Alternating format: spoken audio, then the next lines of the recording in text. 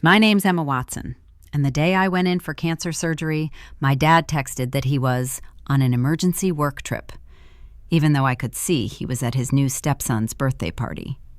Years later, he walked into my oncology unit begging for help. If you've lived something like this, share your experience in the comments. The pre-op bay smelled like antiseptic and warmed blankets. A nurse handed me a plastic bag with my name printed on a sticker and pointed at my jewelry. I slid my ring off, then the small studs I'd worn since high school, and sealed everything next to my phone like it was contraband. The anesthesiologist skimmed my chart and asked, "Who's driving you home after surgery?" "My dad's on his way," I said, because saying it out loud made it feel true. The nurse clipped a clipboard to the end of my bed. "We need a pickup by 6. If no one signs you out, you'll have to stay overnight. Insurance doesn't always cover that." She tapped the blank line with her pen. "Name and phone, please. Whoever comes has to show ID." "My dad will," I said. "Okay," she replied, not sounding convinced. "If he's late, we page you. If you're already in recovery, we page him." She'd clearly given that warning before today. "Mark Caldwell will be here," I repeated, more to the paper than to her. My call to Dad rang until it flipped to voicemail. I tried again. Same thing. The nurse tightened the blood pressure cuff and pretended not to notice. Then the text came through. "Emergency work trip, can't make it." It would have been easier if I didn't already know he was lying. A public story popped up on my feed before I could stop my thumb. There he was, smiling beside a frosted sheet cake, a drink in his hand. Behind him hung a banner with a kid's name in shiny letters. In the corner, the restaurant's neon sign gave away the location like a little confession. I didn't type a paragraph. I didn't send an essay. One line went back. "Surgery is at 7:30. A different nurse walked up with a tablet and said, "Emma Watson?" I lifted my hand. "Just confirming your emergency contact," she said. "We have Mark Caldwell, same number ending in 4421. "I should change that," I told her, and reached for the tablet. "After we get you back," she said, already turning away. "They're ready for you." My phone buzzed again. "Dad, don't make this a big deal. I'll call later." The message sat there like a command. I stared at it, then slid the phone into the bag and sealed it. Mark was always punctual about disappearing. A transporter appeared, cheerful in that practiced way, and locked the bed rails. "All set?" The wheels started rolling. Ceiling tiles drifted overhead. Someone said my name again, then my date of birth, like we were checking luggage tags. We stopped at a set of double doors labeled OR4B. A staffer in scrubs reached for the handle. My phone vibrated through the plastic. The screen lit up just long enough for a notification. Dad posted another photo, arms around his new family, captioned, "Nothing is more precious than family." Air moved through my mask for a second. Then the mask was gone and someone was calling my name. A nurse leaned over me with a blood pressure cuff squeezing my arm. "Emma, can you tell me your birthday?" My tongue felt like sandpaper, but the numbers came out. She read off instructions while checking my incision in the plastic dressing. No drama, just a list. Don't lift, don't drive, call if fever, keep the follow-up. Then she glanced at the empty chair beside my bed. "Where's your family?" "My dad's out of town," I said, hearing it like a quote from a text message. She nodded like that answer fit a familiar box. "Okay, you'll need an adult to sign for your discharge and take you home. Also, you can't pick up narcotics without a driver." A tech rolled me together the discharge desk anyway, because the system loves optimism. The hallway was full of people carrying balloons and coffee like they were doing victory laps. At the counter, a clerk slid a form toward me and pointed to a signature line labeled "Responsible Adult." My name was printed under patient, as if that was supposed to be enough. "Who's picking you up by 6?" she asked. "Mark Caldwell," I said. Her eyes lifted. "He needs to be here in person." Another phone rang on her side of the counter. She covered the receiver and spoke to me without lowering her voice. "Finance is asking about your insurance. Your file is missing confirmation from the policyholder." My wristband suddenly felt heavier. The blank pickup line from pre-op hadn't been a suggestion. It was a gate. I asked for my phone. The nurse handed the sealed bag back like it was a privilege. A dozen notifications waited. Dad had posted again. Same party, different angle, tagging his wife, smiling like a campaign ad. Comments stacked up. Best dad ever. Family first, Mark. No one wrote, "Where's Emma?" Calling him again felt stupid, which didn't stop my thumb. This time, he picked up on the second ring. "I'm in a meeting," Mark whispered, like he was hiding from someone important. "I need you here. They won't discharge me." "Can you handle it?" he said. A paper rustled. Voices laughed in the background. "I'll call later." The line went dead. A nurse in maroon scrubs walked by, caught my face, and slowed. Her badge read Marisol Reyes. She looked at the clipboard in my lap, then at the empty chair, then at me. "Do you have someone coming?" she asked, "or are we doing the family caption thing today?" The clerk snorted before she could stop herself. Marisol slid behind the counter like she belonged there. She lowered her voice. "Don't fight him with feelings," she said. "Fight him with paperwork." She asked the clerk for the call record tied to my chart. The clerk hesitated, then printed a page and handed it over. One entry jumped out. An inbound call from Mark Caldwell's number that morning, time-stamped before my check-in. "That's not nothing," Marisol said, folding the sheet twice and tucking it into a folder. A social worker appeared with a practiced smile and a lanyard full of keys. "If your father can't come, do you have anyone else? A friend, an aunt, a neighbor?" My contacts list opened, scrolled, and stopped. The names were coworkers from a part-time job and classmates who knew me as the girl who never needs help. No one there could show up without a 20-minute explanation. "Not really," I said. She nodded, already moving to her next script. "Then we either admit you overnight or you find a pickup before 5. That's when transport shuts down." Marisol pressed the folder onto my thighs like she was giving me homework. "We have 48 hours to fix the insurance mess," she said. "Start with the policyholder confirmation. Don't let them stall you." My phone buzzed again. The name on the screen wasn't Mark. It was his wife. "Don't stress Mark out," her message read.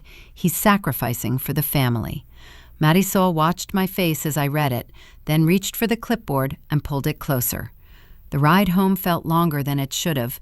The driver kept glancing at me in the rearview mirror like he expected me to faint onto his upholstery. Marisol's folder sat on my lap, my discharge papers tucked under it, and my phone buzzed every few minutes with reminders I didn't ask for. At my apartment, the lock fought me because my hands wouldn't cooperate. Once the door finally swung open, shoes came off in the entryway and the folder landed on the counter with a soft slap. The kitchen chair became my command center. Email after email sat in my inbox, all from the hospital. Update your contact information. Confirm your preferred pharmacy. Patient portal security notice. The portal was the only place where everything was supposed to be clean and trackable. I opened my laptop, typed my username, and entered my password. Access denied. I tried again, slower, like the system would reward patience. A small line of text appeared under the login box. Password reset requested at 6:12 a.m. That was the morning of my surgery. I clicked Forgot Password, expecting my own email to pop up. Instead, the masked address on file ended in a domain I didn't recognize. It wasn't mine. It wasn't my school account. It wasn't anything I'd ever used. A second tab opened with my chart summary. My stomach dropped, but I didn't sit there and marinate in it. Clicking through settings took effort, with my body still stiff from anesthesia, so every button felt like a personal insult. Under Authorized Contacts, a name appeared that hadn't been there before, Mark's wife. There was a checkbox next to her name, marked Yes, with May Receive Updates beside it.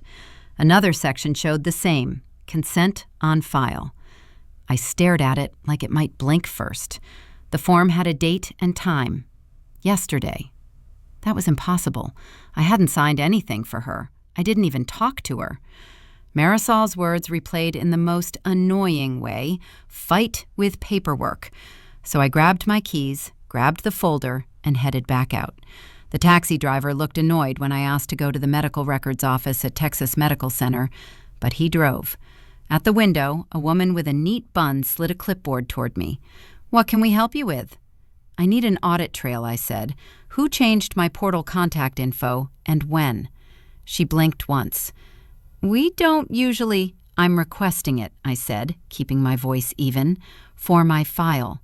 She took the clipboard back, typed on her keyboard, and handed me a receipt-sized paper with a code. "This will take time," she said. "How much time?" "Several business days." "My insurance clock isn't on business days," I said. Her eyes flicked up, then back down. "This is your request number," she said. "Keep it." Outside, the sun had that harsh Houston brightness that makes everything look sharper than it is. I called Mark before I could talk myself out of it. He answered on the third ring, like he'd been waiting for the fight. "Emma," he said, already tired. "Why was my portal password reset yesterday morning?" I asked. "And why is your wife listed on my HIPAA authorization?" A pause, then a sigh. "You're still groggy," Mark said. "Those meds mess with you. Don't start accusing people." "I'm not accusing," I said. "I'm asking." "You're emotional," he replied. "This is what you do when you're stressed. You make everything dramatic." "My chart says she can get updates," I said. "That's not drama." He lowered his voice like he was doing me a favor. "Stop trying to embarrass us," he said. "People see things. People talk. If you want to be difficult, I can rethink helping with insurance and tuition." "Helping," I repeated, because the word was doing a lot of work. Mark kept going, a long text arriving before the call even ended. Family, respect, loyalty, how hard he'd been trying. The kind of message that sounds supportive until you realize it comes with terms and conditions. No reply went back. A taxi got ordered instead. Mark's house sat in a suburb with tidy lawns and a front porch that looked staged. I walked up slowly, clutching my folder like it might defend me. His wife opened the door halfway, smiling like she was hosting a brunch. "Emma," she said. "I need copies of anything signed in my name," I said. Her smile tightened. "You're making the atmosphere really uncomfortable," she replied. Mark stood behind her, visible over her shoulder. He didn't step forward. He didn't wave me in.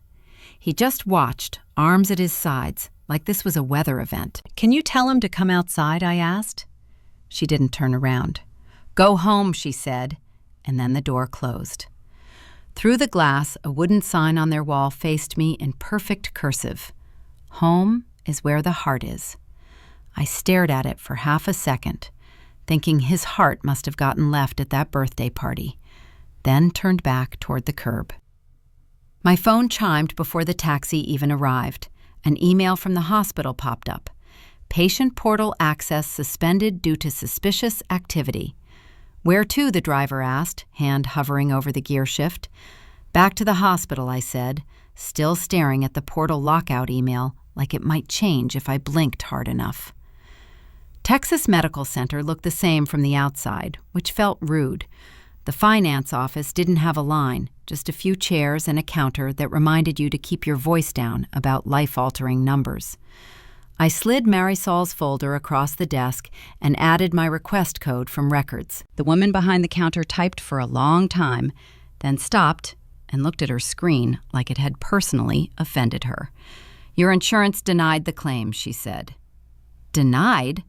My voice came out flat, like I was repeating her. "It shows a change in dependent status," she continued. "We're missing policyholder confirmation, and the system is telling us you're no longer covered under that plan." "Mark Caldwell is the policyholder," I said. "Then he needs to call," she replied, "or you can call while you're here." My phone was already in my hand. I put it on speaker at the counter so no one could pretend they hadn't heard what was said. After the usual menu and hold music, a representative picked up. "Thank you for calling," she said. "Can I have the member ID?" The number lived in my muscle memory. It had to.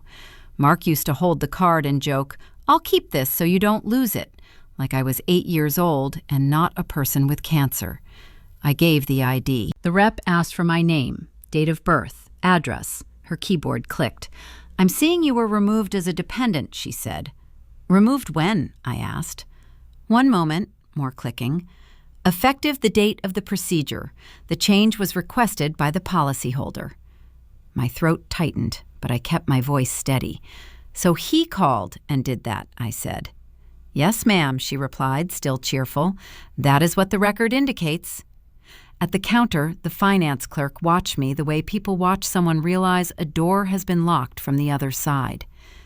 "Can you reverse it?" I asked the rep. "That would require the policyholder to submit a reinstatement request," she said. "We can email the form to the address on file." "The address on file isn't mine anymore," I said, and heard how ridiculous that sounded out loud. "I'm sorry, ma'am," she replied, like the apology came free with the script. The call ended. The finance clerk slid a pamphlet toward me about payment plans, the kind that assume you have the luxury of time. Before I could ask another question, my phone pinged with a new email. The subject line was in all caps: "Cease and desist." It was from an attorney I'd never heard of, representing Mark Caldwell. The body was short and sharp. "Stop harassing the family. Stop making false allegations. Any further contact would be documented." The message didn't mention my surgery, my portal, or the insurance. It treated me like a problem to be managed. A nurse walked past with a cart of supplies. A couple laughed near the elevators. The normal world kept moving. I went to scheduling next because follow-up scans don't care about legal threats. The receptionist pulled up my chart, scanned it, and frowned. "We can't book your post-op imaging without a deposit," she said. "How much?" I asked. She turned the screen slightly, like that made the number kinder. It didn't. "That's with your account on hold," she added. "Once insurance clears, it'll adjust." "Insurance won't clear," I said. She hesitated, then handed me a card for financial counseling, as if the problem was my attitude. Marisol found me by the chairs near the elevators, not because she was hunting for me, but because she apparently worked in the only building in Houston where everyone ends up eventually. Her eyes went from my face to the lawyer email on my screen. "He lawyered up," she said. "He canceled my insurance," I answered. Marisol didn't gasp. She reached into her pocket and pulled out a folded list. "Patient Advocate Office," she said, tapping the first line. "Legal aid," she said, tapping the second. "And file a complaint with the state insurance commissioner. Not a phone call. Paper." "What about my portal?" I asked. "Also paper," she replied, "and stop talking to him directly. Everything goes through documents now." My phone rang. Mark's name lit up the screen, bold and smug. I answered, not because it was a good idea, but because the suspense was worse. "Emma," he said, voice soft, "I heard you've been making calls." "I called my insurance," I said. "I can fix this," Mark replied. "I can straighten it out. You just need to stop making a scene." "A scene," I repeated. "You know what I mean," he said. "Just stop. Let me handle it." Marisol held out her hand, palm up, not for the phone, but for the choice. The call ended without a goodbye. The diner off Fannin was still open, which felt like a personal favor at that hour. A waitress dropped a mug of coffee on the table and didn't ask questions when I didn't touch it. My hospital bracelet kept catching on the paper receipt from the finance desk, and the numbers blurred whenever my eyes watered. The missed call list on my phone looked like a dare: legal aid, patient records, scheduling, a couple of unknown numbers that were probably billing. My hands trembled when I tried to fold the papers, not from panic, but from plain exhaustion and the ache that flared every time I shifted in the booth. Outside, cars passed like nothing had happened, and that was the part that made me feel stupid. A surgery happened in my body, and another one had happened to my life, and neither came with a discharge plan. Silence had always been my default setting. Handle it. Don't bother anyone. Don't make it messy. I'd treated that like maturity, but Mark had treated it like permission. The fewer needs I named, the easier it was for him to pretend none existed. On the table, I lined up the day's decisions the way the hospital lined up forms. First, I told myself he'd show up, even though his whole history was arriving late to anything that required effort. Second, I went to his house without enough information, and it gave his wife a clean story about me being unstable. And third, I let him stay the policyholder because it was easier than admitting I didn't have a backup adult. That last one was the ugliest, because it wasn't about him, it was about how I'd arranged my own isolation. Muddy Soul slid into the booth across from me without asking, like she'd been assigned to my case. She set down a napkin-wrapped fork, glanced at the untouched coffee, and then at the lawyer email on my screen. "Eat something." "I'm not hungry." Muddy Soul didn't argue. She just pushed a basket of crackers toward me, the kind hospitals give out like their medicine. "If one of your patients told you this story, what would you tell her to do?" The question landed harder than any threat Mark had sent, because it didn't let me hide behind being the tough one. I picked up my phone, opened a note, and started listing steps instead of feelings. Insurance appeal in writing, audit trail request in writing, patient advocate appointment. If the hospital stalled, a lawyer who knew healthcare privacy. Not one of those required Mark to admit anything, which meant he couldn't bargain with my reality anymore. Muddy Soul pulled out a folded sticky note with a name and an extension written in block letters, Denise Harper, Records, and a timestamp that matched the portal reset. "Send your request to her and copy compliance. They have deadlines once it's documented." She tapped the number on the note like it was a door code. Then she looked at me and said it plainly, without comfort words. "Doing this will make him say you betrayed him. Let him." The waitress came by to refill Muddy Soul's water, and Muddy Soul paid for both of us before I could argue, then stood. "Go home and put it all in writing tonight." The first reply in my inbox came from Records, not a person, just a ticketing system. It confirmed my request number and gave me a pickup window that started within 5 business days. I forwarded it to myself, then forwarded it again to the patient relations address Muddy Soul had written down, because forwarding felt like the only form of leverage I had.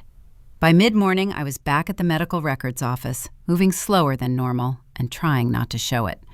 A woman at the window checked my ID, disappeared, and returned with a stapled packet labeled Audit Trail Summary. She slid it across like it was routine. "This is what you asked for," she said. "What exactly does it show?" I asked. "Access and changes," she replied. "Logins, resets, form updates. That's it." The first page had timestamps that didn't match my story. The password reset request wasn't only the morning of surgery.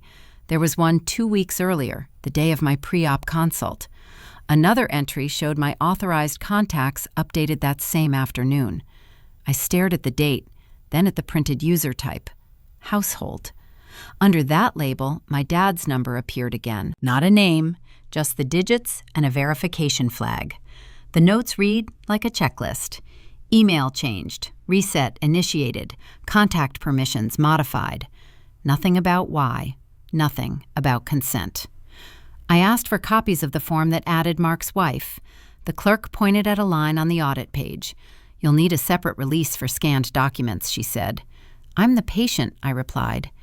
"I know," she said, voice polite but firm. "We still do the release." At Patient Relations, the advocate assigned to me introduced herself as Sandra and shook my hand like we were meeting over a late flight, not a surgery. Her office had binders on a shelf and a little sign about respectful communication. She read the audit trail without reacting.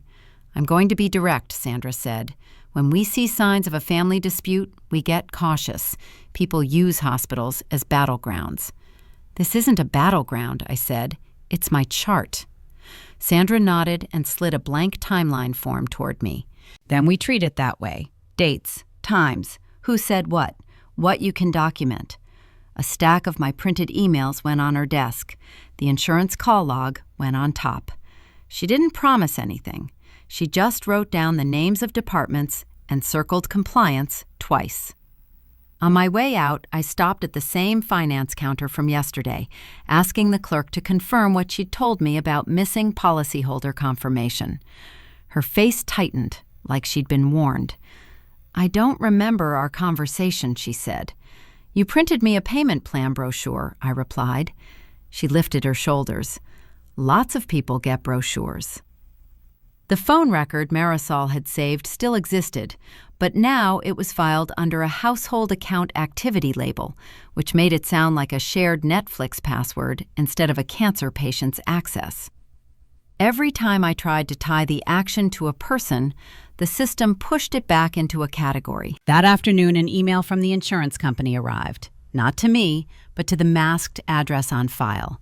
It was forwarded again through a generic portal message. The subject line read, Dependent Termination Confirmation. The body referenced a policyholder request, effective my surgery date, and added a note about change in residency. It sounded like someone had filed paperwork saying I didn't live where I lived.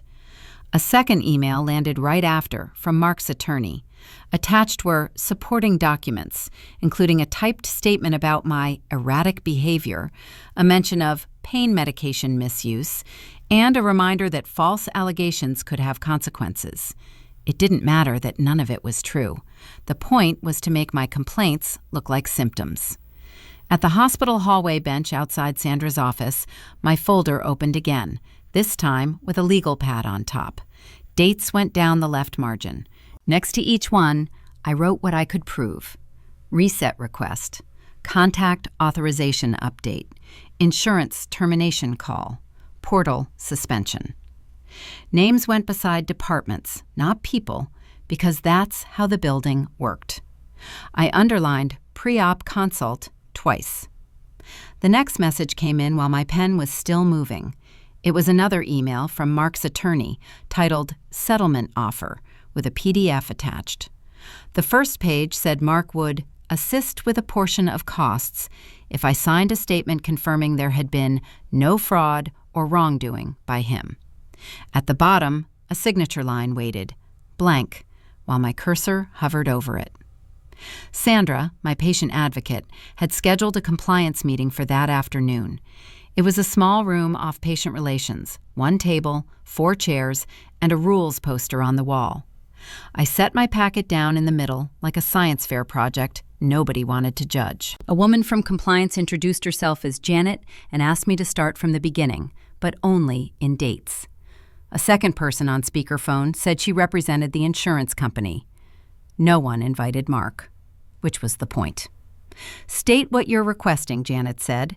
An investigation into unauthorized access to my record and a review of my coverage termination, I said. I slid the audit trail forward, then the timeline, then the screenshots. Here's the password reset at 6:12 a.m. on surgery day, I added. And here's the reset 2 weeks earlier, during my pre-op consult. Janet flipped pages without changing her expression. The insurance representative cleared her throat through the speaker. Members sometimes click reset by accident, she said, or a system update can trigger a notice. As for dependents, the policyholder has authority to make changes, she continued. So you're saying I might have removed myself from my own insurance on the morning of my cancer surgery, I said. Janet's pen paused. We're not saying that, the rep replied. We're saying it's possible the change was legitimate. Janet looked at me again. Do you have anything that ties the termination request to a specific caller, she asked. That was my cue. I opened Marisol's printout and the insurer's call notes Sandra had obtained for me in writing. Yes, I said.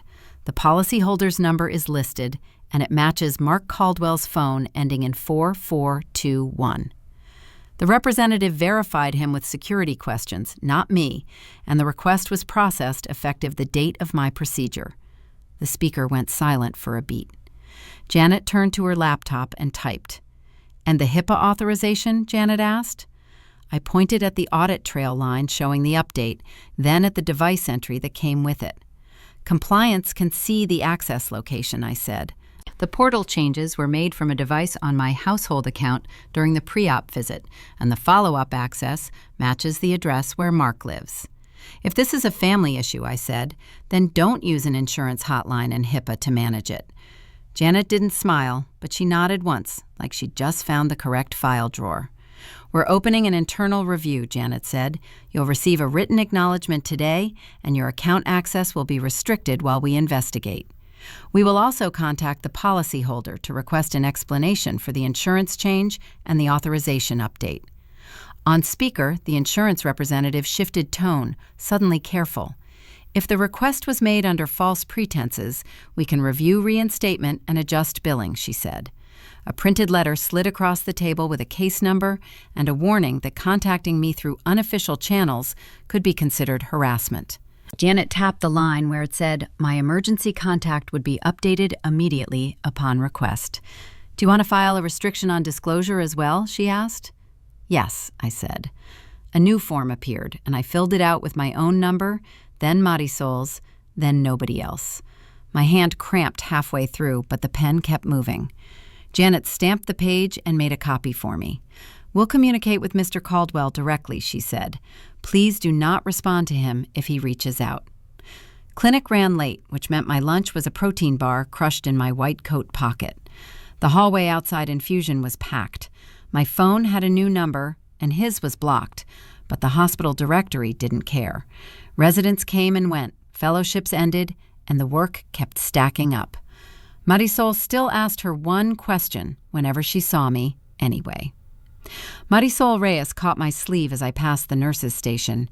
"Hey, Emma, you good?" "Always," I said, and she raised one eyebrow, the same one she'd used on me years ago when I pretended a disaster was a minor inconvenience. She pointed at my badge. The title line read, "Attending physician now, not student or patient." "Try not to work yourself into an ulcer," she said. "I'll add it to my problem list," I replied, and kept moving. At the workroom computer, I logged into the new intake list. A transfer from a community hospital had been added during rounds. Late stage, complex. The name sat there in bold. Mark Caldwell. The cursor blinked once. I clicked the chart anyway. C. T-scans, lab values, notes from the ER, weight loss, jaundice, pain he'd ignored until it stopped being ignorable. The resident leaned over my shoulder. "Do you want me to start the consult?" "Give me 5 minutes," I said. The elevator ride to the inpatient floor was short. Outside the room, the privacy notice was posted at eye level, all the usual reminders about rights and access. I knocked and stepped in. Mark lay propped up on pillows, thinner than I remembered, skin waxy under the overhead light. His eyes flicked to my badge, then to my face, and the expression on him shifted fast. Surprise, relief, then calculation. "Emma?" he said. "Dr. Watson," I answered. He swallowed, trying to sit taller. "Thank God," Mark said. "I knew you'd end up somewhere like this. You always were the smart one." A nurse adjusted his IV and glanced at me like she was measuring the temperature of the room. I opened the chart on my tablet. "I'm here to make sure you're connected with the right team," I said. Mark reached for my wrist, missed, and let his hand drop onto the blanket. "Please," he said, "save my life. I don't trust anyone else. I need you." "You're my pride," he added. "My daughter. Family." He said it like there hadn't been an operating room door between us once. "I can get you faster treatment," Mark continued. "Pull strings. You know people. You can move things up, right?" My tablet stayed steady in my hands. "I can't be your treating physician," I said. "It's a conflict of interest. I'm going to ask Dr. Patel to take your case." Mark's face tightened. "That's just policy," he said. "Policies can be flexible. Don't do this to me." He tried again, softer. "Family comes first." My eyes landed on the privacy notice near the door. "Today," I said, "procedure comes first." His mouth opened, then closed. The nurse cleared her throat and pretended to check the pump. Mark exhaled through his nose. "So you're punishing me." "I'm following the rules," I replied, and stepped back. In the hall, I found Dr. Patel and handed over the chart summary. "New admit in 512, I said. "Pancreatic mass, likely metastatic. He's asking for special favors. He won't get them." Dr. Patel glanced at the name and then at my face. "You want me to take this?" "Yes," I said. He nodded once, no questions. Voices rose from the waiting area. Mark's wife stood near the elevators, arguing with the unit clerk about visitor badges and billing. One of her relatives kept insisting they were immediate family, like it was a coupon code. Mark stayed behind his door, and a nurse I'd never met went in with a clipboard. "Mr. Caldwell," she said, "I'm going to ask you some questions about your history." I headed to the sink outside the next room, pumped sanitizer, and rubbed my hands until the cool sting faded. Overhead, the charge nurse called my name for the next consult, and my feet moved before my phone could vibrate again.